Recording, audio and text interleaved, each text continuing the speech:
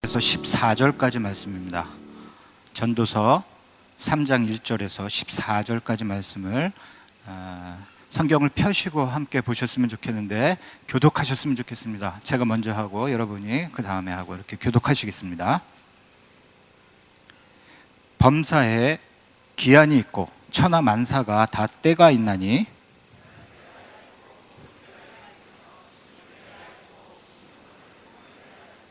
죽일 때가 있고 치료할 때가 있으며 헐 때가 있고 세울 때가 있으며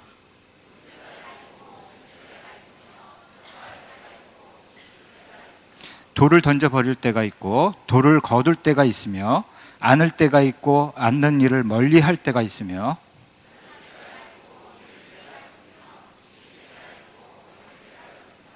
찢을 때가 있고 꿰맬 때가 있으며 잠잠할 때가 있고 말할 때가 있으며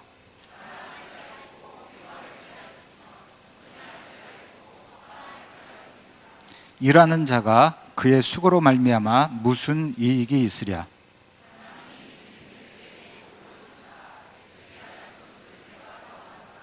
하나님이 모든 것을 지으시되 때를 따라 아름답게 하셨고 또 사람들에게는 영혼을 사모하는 마음을 주셨느니라. 그러나 하나님이 하시는 일의 시종을 사람으로 측량할 수 없게 하셨도다.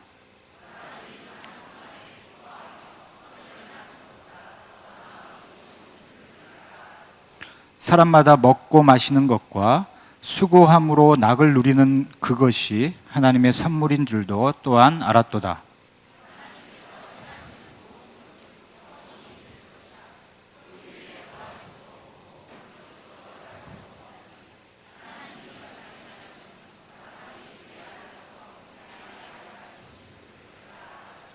아멘.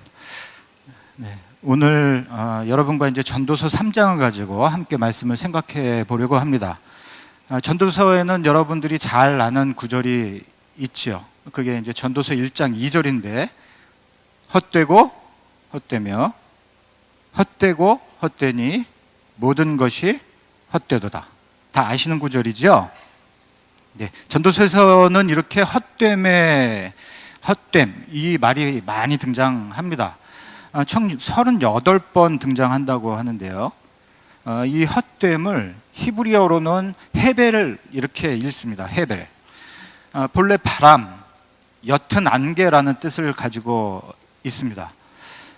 자욱했던 안개가 어느샌가 사라지고 없어지는 것처럼 또 바람이 한때는 사물들을 크게 흔들다가 온데간데 없이 사라지는 것처럼 이 바람, 안개, 이것은 허물을 상징합니다. 본래 바람, 안개를 뜻하는 이 헤벨을요, 전도서에서는 그래서 개역성경도 마찬가지고 이것을 허무로 번역한 겁니다. 헛됨, 이건 원래 바람 뭐 이런 뜻인데요, 이것을 허무로 번역했는데 이게 매우 잘 번역했다 할 수 있습니다. 창세기에는 이 헛됨이란 뜻을 가지고 있는 헤벨과 같은 의미를 가지고 있는 이름을 가지고 있는 사람이 있어요. 헤벨, 헛됨과 같은 의미를 가지고 있는 사람이 하나 있는데 혹시 아시는 분 계시나요? 누가 말씀하셨습니다. 네, 아벨. 헤벨, 아벨. 발음이 비슷하잖아요. 같은 뜻을 갖고 있습니다. 아담의 둘째 아들 아벨은 그 인생을 가만히 보면은 그의 인생이 헛되다 하는 것을 쉽게 알 수 있지요. 그가 의인이었고 경건한 사람이었고 믿음으로 하나님께 제사를 드리기는 했습니다. 그런데 그 결과가 참 허무하지요. 자기 형에게 맞아서 죽습니다. 그리고 자신의 재산, 이름을 물려줄 후손도 없고 아무도 없이 이렇게 사라져 버립니다. 이 아벨은 안개처럼 그리고 바람처럼 그렇게 의미 없이 이제 사라지는데요. 아벨의 이 모습은 인생의 헛됨을 이렇게 대표한다 할 수 있습니다. 전도서는 우리 모두가 안개와 같고 바람과 같고 아벨과 같이 허무한 인생이다 하는 것을 이제 줄기차게 이야기합니다. 아주 지겹도록 얘기합니다. 오늘 살펴보는 본문 역시 우리 인생의 허물을 이야기하는데요. 3장도 다 인생이 허무하다 이 얘기를 하고 있는 겁니다. 그런데 이제 자세히 보셔야 되는 것은 2절과 8절이 시의 형식으로 그것을 이야기하고 있어요. 시의 형식으로 얘기하고 있는데 대꾸 형식의 시로 그것을 표현하고 있습니다. 2절부터 8절까지는 총 14개의 서로 반대되는 내용을 대조시키면서 진행하고 있거든요. 이게 말이 조금 어렵지만은 예를 들자면 이런 겁니다. 날 때가 있고 죽을 때가 있고 이런 식으로 대조하는 겁니다. 정반대의 얘기를 날 때와 죽을 때 이런 식으로 대조하면서 14개 항목을 시로 표현하고 있어요. 태어나는 것과 죽는 것과 같이 이런 식으로 사람이 태어나서 죽을 때까지 경험하게 되는 14가지를 지루하게 나열하는데 이게 다 의미가 있습니다. 이 시를 가만히 보면은 함축된 의미들이 숨겨져 있습니다. 혹시 찾으실 수 있나요? 그냥 막 읽으셨죠, 지루해가지고. 근데 이 안에 다 깊은 의미를 담고 있어요. 청년들한테 이제 어제 순 모임을 하면서 순장들한테 청년들 여기에 있는 함축된 의미들을 찾아봐라. 못 찾더라고요. 그래가지고 제가 설명을 좀 드려야 될 것 같습니다. 먼저 왜 전도서는 이렇게 지루하게 나열하냐? 나고 죽고 세우고 헐고 사랑하고 미워하고 읽다가 지루할 정도로, 그리고 그냥 넘어가고 싶은 충동이 일어날 정도로 지루하게 설명합니다. 왜 그럴까요? 왜 그럴까요? 네, 제가 답해야 될 것 같습니다. 그냥 되풀이되는 일상이 지루하다, 이걸 표현하는 겁니다. 거기서 오는 허무감을 보여주기 위해서. 일상이 얼마나 지루하고 허무합니까? 여러분 TV에 보니까 삼시세끼라는 프로그램이 있던데 혹시 아시나요? 아시지요? 삼시세끼 제가 한번 이렇게 딱 봤는데 욕 아닙니다. 네. 삼시세끼 이제 프로그램인데 내용 보니까 이렇더라고요. 아침 준비를 막 해가지고 아침상을 차려가지고 먹습니다. 그리고 치우고 곧바로 점심 준비를 합니다. 점심 쫙 준비하고 또 점심을 먹습니다. 그리고 치우고 곧바로 저녁 준비해가지고 먹는 것. 이게 그 내용의 전부더라고요. 이보다 어찌 우리의 인생을 잘 표현할 수 있겠어요? 네, 엄청 지루하죠. 혹시 여러분 중에 내 인생은 지루하지 않고 늘 새로운 것도 하고 여행도 하고 뭐 그런다 이런 분들 계십니까? 그렇다면은 전도자가 1장 9절에서 뭐라고 얘기하나 보셔야 됩니다. 1장 9절을 보면 이런 말씀이 있네요. 이미 있던 것이 후에 다시 있겠고 이미 한 일을 후에 다시 할지라 해 아래에는 새 것이 없도다. 사람이 하는 일이 항상 루틴하게 이렇게 판에 박히게 지루하게 진행된다는 거죠. 그때 사람들이 뭘 느끼죠? 허무감을 느끼는 겁니다. 사람의 일상만 그러냐? 만물을 또한 보십시오. 전도서 1장 4절에서 7절에 보면 이런 내용이 있어요. 만물이 지루하게 되풀이되는 걸 이렇게 표현합니다. 한 세대는 가고 한 세대는 옵니다. 해는 뜨고 또 해는 집니다. 모든 강물은 끊임없이 바다로 흘러갑니다. 만물 역시 지루하게 반복된다는 겁니다. 그리고 그것을 보고 있는 우리는 피곤하고 삶이 무의미하다, 허무하다 하는 것을 느끼게 됩니다. 자, 이 시에는 그것뿐만 아니라 또 다른 함축된 의미가 있습니다.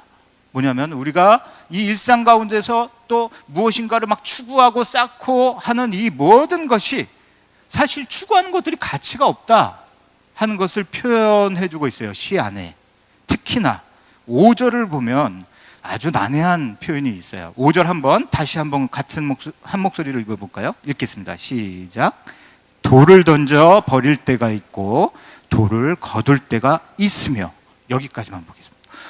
이게 무슨 뜻이죠? 돌을 던져버릴 때가 있고 다시 모을 때가 있다. 무슨 뜻인가? 그리고 이 돌은 뭘 의미하는가? 돌을 히브리어로 보면은요, 에벤이라고 읽습니다.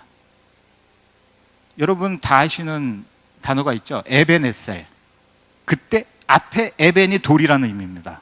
근데 이 돌, 에벤은 하나의 의미를 더 가지고 있는데 이게 보화, 보석 이런 뜻을 가끔 사용합니다. 그러니까 보화로 표현되기도 합니다. 이 얘기가 무슨 얘기냐면은 우리가 그렇게 보석처럼 귀하게 여기고 추구하고 쌓고 그것이 돌과 같이 헛된 것이다. 이게 5절에서 표현한 겁니다. 우리가 막 쌓아뒀는데 결국에 아무 의미 없는 것들이더라. 그러니 우리의 인생이 매우 허무하다. 이것을 이 시에서 또한 표현하는 것이고요. 또 함축된 의미가 있습니다. 가만히 보면은 규칙이 있죠. 이 시를 가만히 보면 앞에 있던 모든 것이 뒤에 오는 것으로 인해 잊혀지거나 상쇄되어 버립니다. 무엇인가를 세우는 일이 있으면 뒤에 오는 허무는 일로 인해서 앞에 있던 것이 상쇄되어 버리지요. 울음은 뒤에 오는 웃음에 의해서 잊혀져 버립니다. 사랑은 뒤에 오는 미움에 의해서 또한 역시 상쇄되어서 없어져 버리는 거죠. 그런데 우리 인생의 가장 마지막에 다가오는 게 뭐죠? 가장 뒤에 오는 것, 우리 인생에 죽음 아니겠습니까? 그 죽음은 앞에 있었던 우리 인생의 모든 것을 상쇄시키고 의미 없게 만들어 버리는 겁니다. 그래서 인생이란 무의미하다. 이게 이 규칙 안에 있어요. 또 결정적으로 여기 있는 14개의 항목이 있는데 이것을 가만히 통계 내보십시오. 이것도 재밌습니다. 규칙이 또 있어요. 긍정적으로 시작하다가 부정적으로 마치는 것이 있는가 하면 부정적으로 시작하다가 긍정적으로 맞춰지는 것들이 있어요. 여기 보면 예를 들자면 이런 거지요. 3절 보시면 죽일 때가 있고 치료할 때가 있다. 이런 말이 있죠. 이거는 부정적인 것으로 시작했다가 긍정적으로 맞춰집니다. 이런 게 8가지가 있어요. 그런데 반대로 이럴 수도 있죠. 긍정적으로 시작하다가 부정적으로 맞춰지는 것. 그러면 몇 개가 남아있나요? 14개 중에 8개가 긍정적으로 맞춰져요. 그러면은 부정적으로 맞춰지는 건 몇 개죠? 6개죠. 여기에도 의미하는 바가 있습니다. 우리의 삶이 낙관적으로 흘러갈지 비관적인 방향으로 흘러갈지 도저히 알 수가 없다는 겁니다. 낙관적인 역사관을 가질 수 있겠는가, 인간이? 아니면 비관적인 역사관을 갖고 살아갈 수 있겠는가? 아무도 모른다는 거죠. 우리의 삶이 목적 없이 그저 우연히 지배하는, 우발적으로 흘러가는 그런 것처럼 보인다는 거예요. 그러다 보니까 우리의 수고가 헛되이 보이는 거죠. 어디로 가는지를 모르니까 거기에 맞춰서 수고를 해야 되는데, 그렇지 않겠습니까? 우리의 인생이 긍정적으로, 이 역사가 긍정적으로 흘러갈지 부정적으로 흘러갈지 도저히 알 수 없는 겁니다.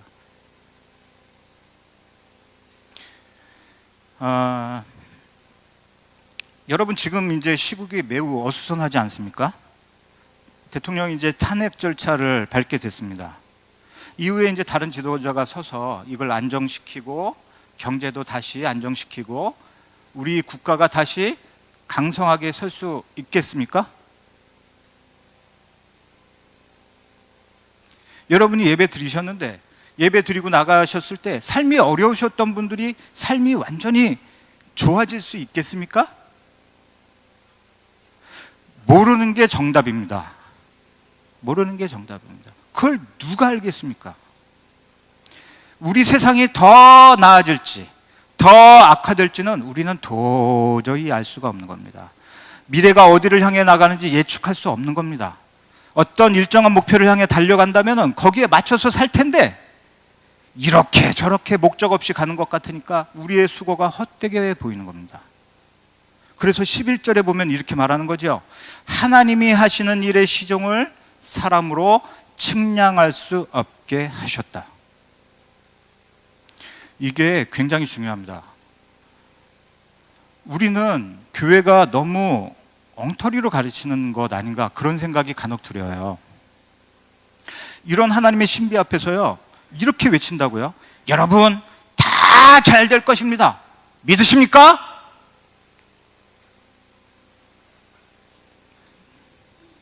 하나님께서 다 좋게 만들어 주실 겁니다. 믿습니까? 누가 알겠습니까? 그리고 여러분이 여기에 아멘으로 화답한다고 하여 여러분의 삶이 변화가 되는 것 역시 아닙니다.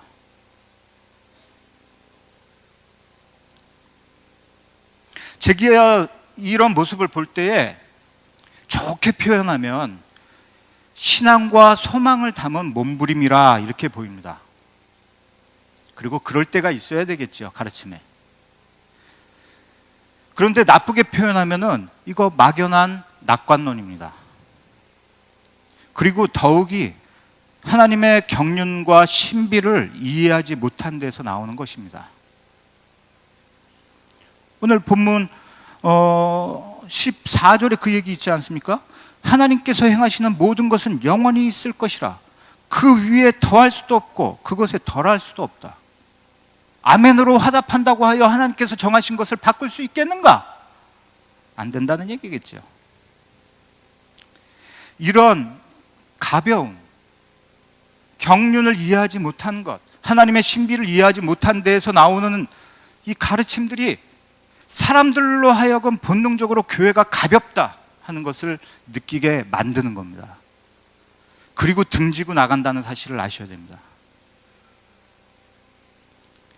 전도자는 이 시에서 이런 것들을 다 설명하고 나서 9절에서 다음과 같이 결론을 맺어요.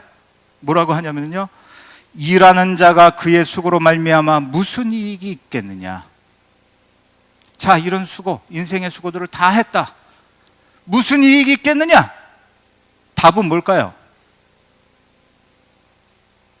유익이 하나도 없더라. 사람의 수고가 헛되다. 이게 결론부입니다. 자, 여러분 이제 실망 좀 하시지 않겠습니까? 교회에 와서 위로와 소망을 좀 얻으려고 했는데 허무에 대한 이야기만 막 하고, 이런 생각 드시는 분 계시지요? 제가 그러는 게 아니고 전도사가 그렇다는 겁니다. 전도사가.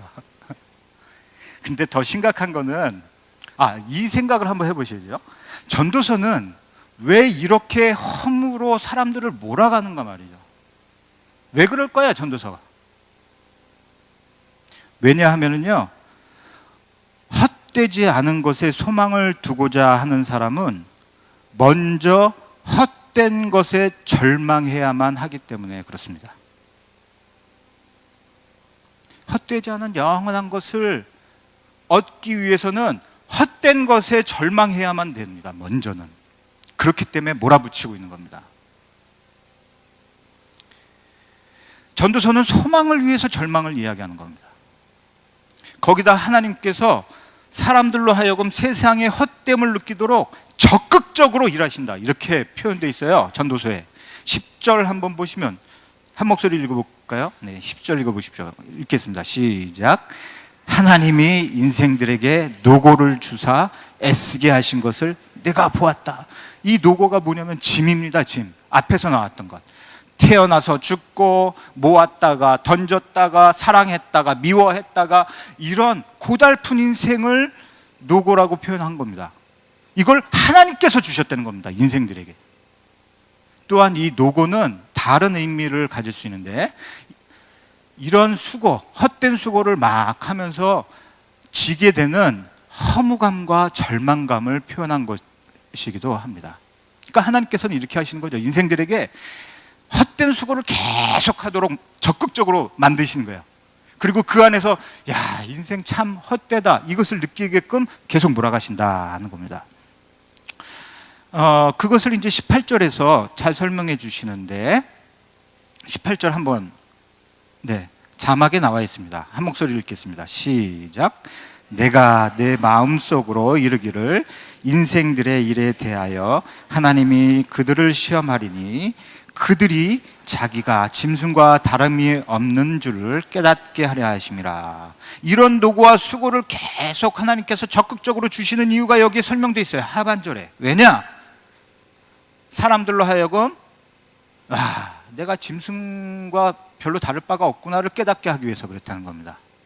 헛된 수고를 여러분들이 계속해 보십시오. 내가 짐승과 다를 바가 도대체 뭐냐? 이러다가 죽으면 그냥 허무한 인생 아닌가? 그렇게 만들도록 하셨다는 겁니다. 그런데 이 허무감이 하나님께서 주시는 큰 선물이라는 것을 기억하십시오. 왜냐? 허무감을 느끼는 그 순간, 내가 짐승과 다를 바가 뭐가 있냐? 이 인생이 매우 헛되구나를 느끼는 그 순간, 여러분은 짐승과 비로소 달라지기 때문에 그렇습니다. 여러분, 어떤 짐승이 자신의 삶을 무의미하고 허무하다고 느끼나요? 오로지 인간만이 그걸 느낍니다. 하나님께서 그것을 느끼도록 여러분을 몰아붙이는 겁니다. 여러분, 허무감과 절망감과 슬픔으로 이 자리에 오셨습니까? 왜 인생이 이렇게 참 이해할 수 없고 힘드냐? 그러고 오셨습니까? 하나님께서 여러분에게 은혜 주심을 기억하십시오. 그것을 통해서. 저는 이 부분에서 현재 교회들의 또 다른 가벼움을 느끼게 돼요. 교회는 사람들에게 주어진 이 인생의 허무, 절망감을 절절히 느끼도록, 직면하도록 가르쳐야 하는데 그렇지를 않다는 거예요. 정반대 것을 가르친다는 거죠. 오히려 믿으면 다 잘 될 거야, 이런 말로 인생의 허무감과 절망감을 직면하지 못하도록 만드는 거예요. 하나님께서는 허무를 느끼도록 막 몰아붙이시는데 교회는 오히려 그것을 막고 있는 꼴이 되고 있다 하는 거예요. 여러분, 기도를 제목을 하나 가지셔야 됩니다. 이렇게 기도하셔야 되는데, 하나님, 우리에게 헛된 인생에 대한 허무감, 절절한 절망감을 느끼게 해 주옵소서. 이렇게 기도하셔야 되는 거예요. 왜냐하면요, 인생의 헛됨을 절실히 깨달을 때야 비로소 영원한 것을 향하여 걸음을 옮기기 시작하기 때문에 그렇습니다. 이 세상의 헛된 것에 완전히 푹 빠져 있는 사람이 영원한 것을 바라보겠습니까? 절대 그렇지 않습니다. 제가 아는 권사님 한 분은요, 박정희 대통령 때 고위직한 분 계셨습니다. 얼마나 돈을 많이 버셨는지 여름이면, 더운 여름이면 시원한 곳에서 지내시고, 아주 추울 때는 따뜻한 남쪽 지방 가서 이제 지내십니다. 그리고 한 석 달 정도 국내에 체류하시면서 교회에 이렇게 얼굴 비치십니다. 한번 신방 갔는데 이런 얘기를 하시더라고요. 나는 죽음이 너무 두려워. 왜냐하면 이거 다 두고 가야 되기 때문에. 이게 비극적인 겁니다, 사실은. 그런데 삶의 절망감을 느끼는 사람들은 이제 비로소 이 헛된 삶이 아닌 영원한 것이 어디 있는가, 그리고 찾기 시작하거든요. 그런데 그게 우리 마음속에 하나님께서 심어두셨다는 겁니다. 11절에 그렇게 표현되어 있죠. 하나님께서 영혼을 사모하는 마음을 주셨다. 그게 비로소 발동되는 겁니다. 절망할 때에. 그런데 영혼을 사모하는 이 마음은, 그리고 영혼을 향한 이 갈증은 단지 가능성에 불과합니다. 이게 말이 되게 어려운데요, 이런 겁니다. 어떤 인생이 인생 참 허무하구나, 이거 못 느끼는 사람이 어디 있습니까? 다 느끼죠. 여러분, 인생이 허무하구나, 헛되구나 안 느끼시는 분 계시나요? 다 그렇게 느끼는 겁니다. 하나님께서 그렇게 만드셨으니까. 그런데 그 중에 극소수만이 영원한 것을 향하여 발을 옮기고 찾고 추구합니다. 대부분의 사람들은 어떠냐면요, 인생 헛되구나, 영원한 건 뭐지? 그리고 찾다가 이것도 배부른 짓이지, 팔자 좋은 놈들이나 그런 거 하는 거야. 먹고 살기 힘들어 죽겠는데. 그리고는 다시 허무한 일상으로 돌아가는 겁니다. 대부분이요. 또 극히 소수가 허무감에 눌려가지고요, 노숙자로 전락하거나, 뭐 의미가 없어서 이제 일들을 다 놓는 거죠. 손에서 일들을 다 놓는 겁니다. 그래서 노숙자가 되거나, 극단적인 경우에는 죽음을 선택하기도 하는 겁니다. 그래서 이 영혼을 향한 갈망은 가능성입니다. 우리 안에 들어있는. 여러분은 어느 쪽에 속해 계시나요? 그렇게 계속 영원한 것, 변하지 않는 것, 그것을 향해서 달려가고 계시는 축이신가요? 에휴, 배부른 소리다 그러고 포기하시나요? 어느 쪽이신가요? 자, 그런데 이제 또 전도서는 거기서도 그치지가 않고요, 더 절망적인 이야기를 해요. 영혼을 향한 갈증을 가지고 있는 이 소수가 그 영원한 것을 향해서 막 달려가고 찾고 막 합니다. 그런데 찾지를 못해요. 불행한 것은. 전도자가 이 영원한 것을 찾기 위해서 막 뒤져봤던 거거든요. 전도서 안에서 이제 보면은 막 여러 가지들을 테스트해 보지 않습니까? 그런데 여전히 세상에서 일어나는 일은 지루하고, 강물은 의미 없이 바다로 계속 흘러가고, 무엇인가 잡은 순간 뒤에 오는 것이 상수에서 의미 없게 만들고, 어디를 봐도 영원한 것을 발견할 수 없는 것을 계속 절절히 이야기하는 겁니다. 어디에 영원한 것이 있는가? 여러분은 어디에서 영원한 것을 찾으시나요? 더욱이 우리는 신앙이 좀 있어서 하나님 어디 계시나요? 부르짖기도 합니다. 하나님 만나셨나요?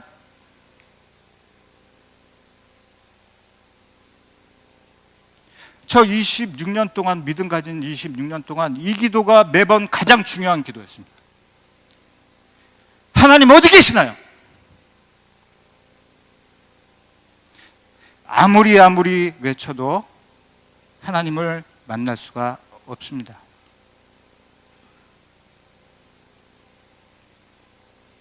(11절은) 이 상황을 매우 정확하게 묘사합니다. 11절 한번 보십시오.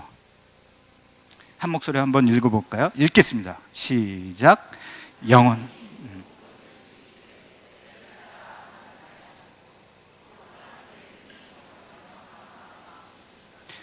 그러나 하나님이 하시는 일의 시종을 사람으로 측량할 수 없게 하셨다.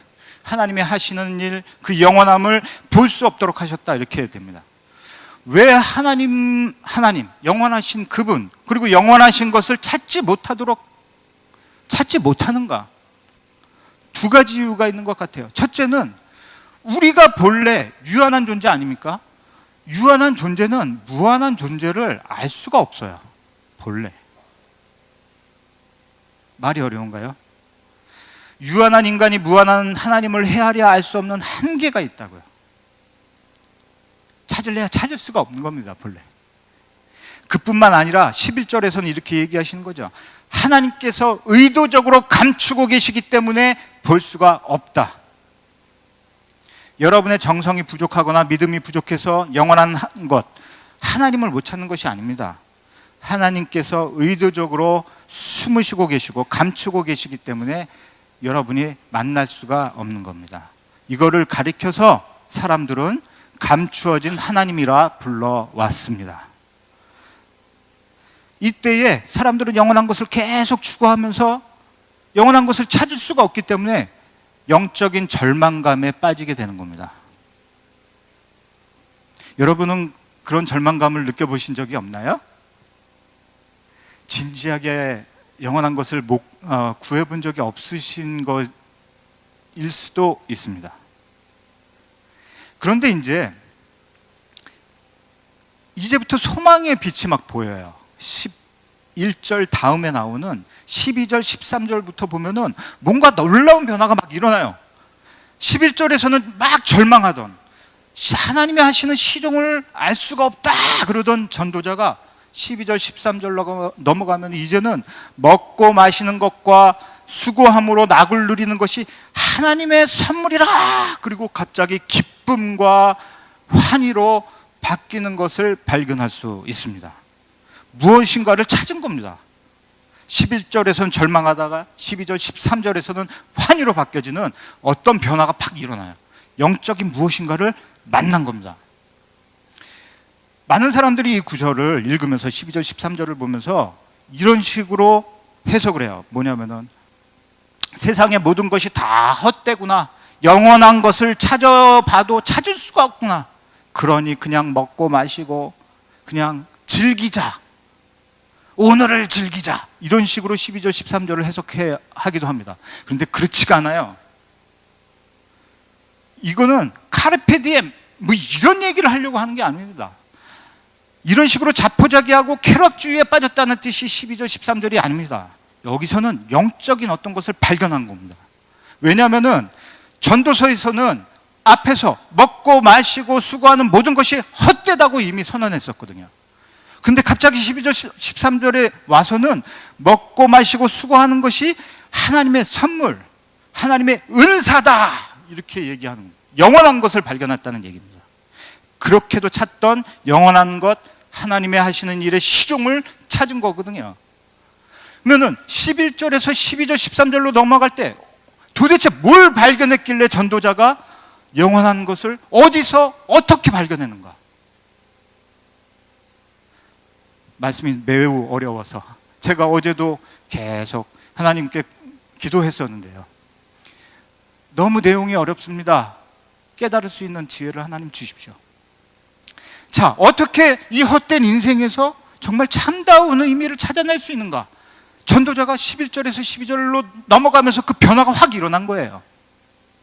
제가 그래가지고 어떻게 넘어갔나? 한참을 궁리를 했습니다. 찾을 수가 없었어요. 그래서 주일이었나 월요일이었나 화요일이었나 지난 주간에요. 고민을 했습니다. 도대체 전도자는 어디서 이 의미를 찾았는가? 영원한 것을. 그리고 어떻게 찾았는가? 저희 집은 제가 2층 침대를 사용합니다. 그래서 위에는 이제 둘째 딸이 사용하고 제가 이제 그 아래 침대를 사용하는데 2층 침대다 보니까 이게 제 눈 바로 앞에 이게 그게 있어요. 2층에 바닥이 있어요. 침대 2층 바닥이. 그 답답한 데서 이렇게 딱 누워서 이렇게 생각하다가 전도자는 도대체 이 전환이 어떻게 해서 일어난 거냐? 하나님은 도대체 어디 계시냐? 영원한 것은 어디에 있느냐? 우리는 어떻게 발견할 수 있느냐?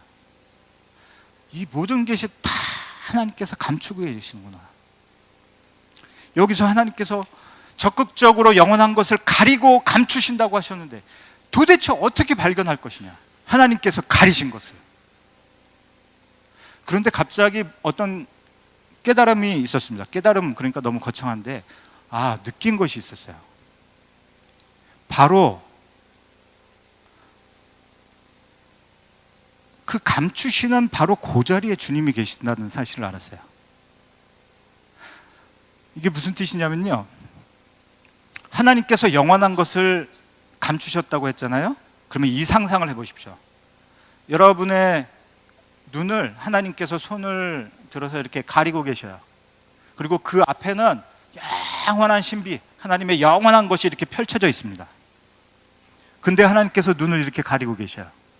그리고 우리는 두리번 막 하는 거죠. 영원한 것이 어딨지? 영원한 것이 어딨지? 하나님 어디 계세요? 하나님 어디 계세요? 막 부르짖어요. 하나님 어디 계십니까? 하나님 어디 계시죠? 바로 앞에. 우리의 눈을 이렇게 가리고 그 앞에 계시지 않습니까? 이게 하나님의 신비, 하나님의 아이러니입니다. 하나님의 부재를 절절히 느끼는 그 순간 하나님이 바로 거기에 계시는 겁니다.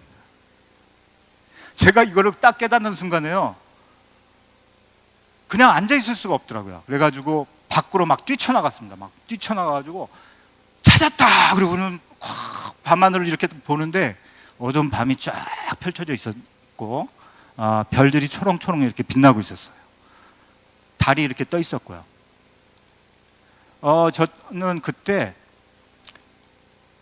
그 베일 신비를 이렇게 딱 가리고 계시는 그 하나님의 충만하심이 거기에 딱 펼쳐져 있다. 그런 느낌을 이렇게 받았습니다.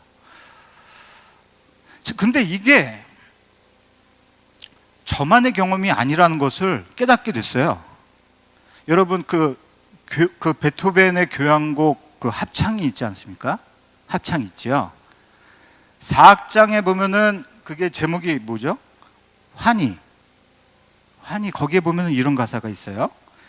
별들이 수놓아져 있는 천공의 저편에서 사랑하는 주님을 찾으라. 형제여, 별의 저편에는 사랑하는 아버지 주님께서 계신다. 별의 저편이 무엇이냐면 하나님께서 가리신 그 막입니다. 그 신비, 바로 거기에 주님이 계신다는 것을 베토벤이 발견하고 가사에 적은 거예요. 그 앞에 영원하신 것이 감추어진 바로 그곳에 하나님이 계시고 신비가 이 세상이 꽉 차 있는 겁니다. 그렇게 베일에 착 가려지신 그 하나님의 충만이. 그 하나님 앞에서 인간이 할 수 있는 것은요, 그저 경외함을 갖는 것 뿐입니다. 그리고 이렇게 영원하신 것, 영원한 하나님이 보이지 않는다고 신음하는 그 순간에 하나님은 바로 그 곁에 계시거든요. 그리고 그 곁에 계신 하나님이 영원한 분이 그곳에 계시면서 계속 영원한 것을 하나씩 보여주셔요. 뭐냐면은 또 다시 한번 상상해 보세요. 하나님께서 영원하신 것을 우리 앞에 빡 펼쳐놓으시고 우리에게 손을 이렇게 눈을 가리십니다. 그리고 계속 그 영원한 것을 하나씩 보여주셔요. 그게 바로 우리가 지금 지나가고 있는 현재입니다. 영원한 것을 볼 수 있는 곳은 바로 지금 이 순간 밖에 없습니다. 여러분에게 펼쳐놓은 그 현재. 이런 거죠. 너 신비를 보고 싶니? 내가 날마다 너의 눈을 이렇게 열고 있었어. 그 현재, 지금 거기에서 나를 봐야 돼. 그게 13절의 내용입니다. 사람마다 먹고 마시는 것과 수고함으로 낙을 누리는 그것이 하나님의 선물인 줄 깨달았다. 그러니 그 현재를 잡으라. 그게 카르페 디엠의 진짜 의미입니다. 이게 너무 내용이 어렵죠. 그래서 이제 오전에는 이 예화를 하나 했어요. 저는 이제 고민이 많이 있거나 아니면 결정적인 것을 결단해야 될 때는 여행을 갑니다. 아니면은 길을 오랫동안 걷습니다. 생각해야 되거든요. 6년 전에 굉장히 중요한 결정을 해야 되고 제 안에 엄청난 갈등이 있었습니다. 그래서 이제 큰 마음을 먹고 이제 제주도를 내려갔는데 제주도에 계시던 이제 지인이 목사님 꼭 두모학이라는 곳을 가보십시오. 그래가지고 두모학이라는 곳을 갔습니다. 여러분 중에도 제주도에서 두모학 가보신 분 계시죠? 못 가보신 분은 제주도 가시면 두모학이라는 곳을 꼭 한번 가보십시오. 김영갑이라는 이 작가가 이제 그 폐교를 고쳐서 갤러리로 만든 곳인데요. 이 김영갑이라는 작가는 20살 때 이제 제주도에 처음 내려가가지고 제주도의 아름다움에 사로잡혀가지고 제주도에 관한 사진만 막 찍었어요. 특히 제주도의 오름만 찍었습니다. 그것도 바람 불 때의 오름, 그 다음에 햇빛이 내리칠 때의 오름만을 찍었습니다. 저는 이제 이 사람에 대한 지식이 전혀 없어서 조금 이렇게 알아봤더니 이런 별명을 갖고 있더라고요. 바람을 담으려던 사람, 바람을 사진에 담으려던 사람, 뭐 이런 얘기가 있었어요. 그래서 갤러리에서 그 사진을 이렇게 봤습니다. 정말 사진에 바람이 담겨 있는가? 그리고 이렇게 봤거든요. 그랬더니 정말 억새가 이렇게 막 바람에 흩날리는 걸 잘 포착했더라고요. 그리고 큰 나무가 있는데 바람에 막 이리저리 흔들리는 거를 이렇게 잘 포착했더라고요. 그리고 자기의 자기 모습을 사진에 담았는데 막 바람에 이렇게 막 흐트러지는 걸 이렇게 찍어놨더라고요. 역시 이 사람이 바람을 잘 찍어서 담았구나. 전에는 그런 생각을 했거든요. 근데 이번에 전도서 3장을 보면서 그게 무엇을 의미하는지를 알았습니다. 바람을 담으려던 사나이, 이 사람은 헛된, 바람과 같은 이 헛된 인생에서 헛되지 않은 것을 잡아보려고 노력했다는 겁니다. 그리고 사진에 그 헛되지 않은 것을 담아보려고 막 찍어댔다는 거죠. 영원한 보편적인 진리를 향해서 담아보려고. 그런데 결국 그것이 헛되더라. 잡을 수가 없더라. 그리고 나서 비로소 그 갤러리에 있던 글이 이해가 됐어요. 전에는 그 글이 이해가 안 됐거든요. 그 갤러리에 작가의 글이 이런 게 있더라고요. 이 작가는 결국에 말년에요, 루게릭병이라는 것을 앓으면서 몸이 굳어가면서 점점 죽어갑니다. 몸을 움직일 수가 없으니까 이제 침대에 이렇게 누워서 생활을 하게 됐거든요. 그러다가 쓴 글이 있는데 이런 내용이 있어요. 나는 평생을 영원한 보편적 진리를 찾으려 했다. 그러나 이제 꼼짝도 못하고 누워 천장만 바라보고 있는 지금, 나는 한 그루 나무조차 이해하지 못하는 내 자신을 알게 되었다. 그리고 비로소 나뭇잎 하나에 담겨있는 영원한 신비를 보기 시작했다. 이게 무슨 말인지 모르시면은 이제 인터넷으로 다시 들으시면서 생각해 보십시오. 자, 본문으로 이제 다시 돌아와가지고, 전도자는 사실은 제가 이야기한 것처럼 뭐 하늘을 보다가 뭐 그 신비 뒤쪽에 있는 하나님을 발견했고 이런 얘기를 전혀 하지 않아요. 11절과 12절 사이에 어떻게 변화가 일어났는지 아무 설명을 하지 않습니다. 왜 전도자는 자신이 어떻게 영원한 것을 발견했는지 말하지 않는 것인가? 이 노하우를 좀 전수해 줘야 되는 거 아닌가? 제가 이게 의문이 있었거든요. 그래서 어제 이제 청년 모임에서 물어봤습니다. 왜 전도자가 이 노하우를 적어주지를 않았을까? 청년들이요, 한결같이 말하기를 이렇게 말했습니다. 그건 사람들마다 깨닫는 것이 다르기 때문에 그렇습니다.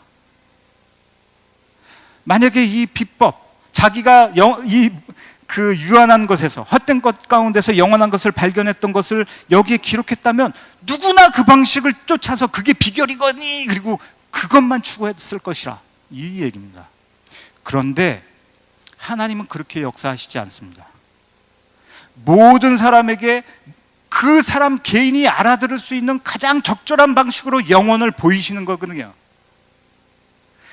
여러분, 제가 이 하나님의 미스터리, 신비 앞에서 바로 그 부재 가운데 계신 하나님의 현존, 그걸 설명했을 때 여러분 공감하셨나요? 못하시죠. 왜냐하면 그거는 하나님께서 저에게 주신 선광이기 때문에 그렇습니다.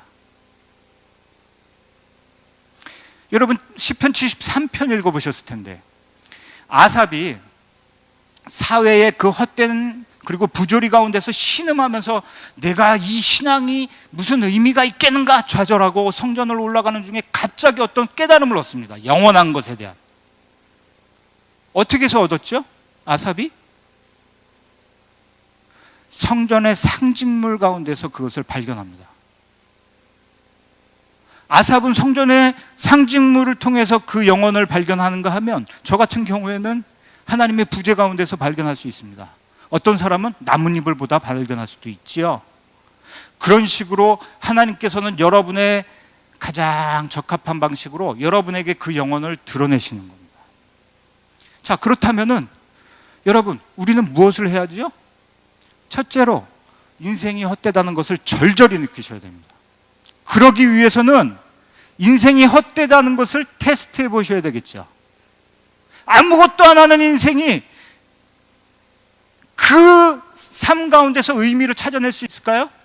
시도하고 도전해보고 하다 보니 아무 의미가 없더라 하는 게 그때야 비로소 느껴지겠죠. 시도하는 겁니다. 그리고 허무감을 느끼고요, 영원한 것을 향해서 발을 내딛고, 그리고 절망하는 겁니다. 하나님 어디 계시냐고. 그때 하나님께서요, 갑자기 가장 적합할 때 여러분에게 감춰진 신비를 드러내고 보여주시는 겁니다. 여러분이 아는 방식으로. 그렇기 때문에 그때까지 우리는 믿음으로 인내하며 기다리는 것이지요. 그 신비를 인정하고 그 하나님 앞에 기다리는 겁니다. 나는 모릅니다. 이 세상이 이해가 가지 않습니다. 하나님은 영원하십니다. 이게 하나님을 경외하는 것입니다. 예수님께서는 그래서 이렇게 말씀하시는 거죠. 구하라, 너희에게 주실 것이요. 그리하면 찾으라, 그리하면 찾아낼 것이요. 문을 두드리라, 그리하면 너희에게 열 것이다.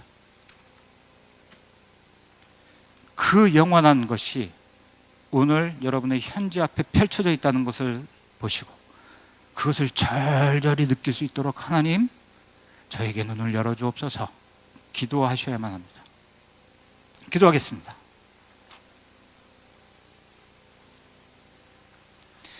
하나님 아버지, 세상의 헛된 것에 절망할 줄 알게 해 주옵소서. 그리고 영원한 것을 갈망하도록 해 주시옵소서. 그리고 그 영원한 것을 찾지 못하기에 절망감 또한 주시옵소서. 그리고 그 영원한 것을 가리시는 하나님의 신비 앞에 엎드려 경외하는 법을 알게 해 주시옵소서. 그리고 바로 지금 그 영원한 것을 하나씩 벗기시며 우리에게 보이시는 하나님을 매일의 삶 속에서 느끼며 경이롭게 그리고 경외할 수 있도록 도와주시옵소서. 예수 그리스도 이름으로 기도합니다. 다 함께 일어나셔서 하나님께 찬양